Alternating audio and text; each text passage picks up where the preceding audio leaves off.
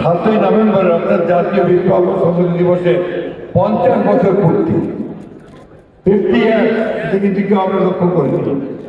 এই 50 বছরে আমরা আবার আজকে একটু অত্যন্ত জাঁকজমক করে 7ই নভেম্বর পালন করছি। কেন? এই জন্য আবার স্মরণ করতে চাই যে 7ই নভেম্বর ছিল আধিপত্যবাদের বিরুদ্ধে একটা বিদ্রোহ। এই 7ই নভেম্বর ছিল বাংলাদেশের দেশপ্রেমিক সৈনিক এবং দেশপ্রেমিক মানুষের একটা ঐক্যের প্রতিফলন। আর বন্ধুগণ, এই অল্প সময়ে বাংলাদেশকে একটা সত্যিকার অর্থে নতুন রাজনীতি দিয়েছে। সেটা ছিল পলিটিক্স অফ রিকনসিলিয়েশন।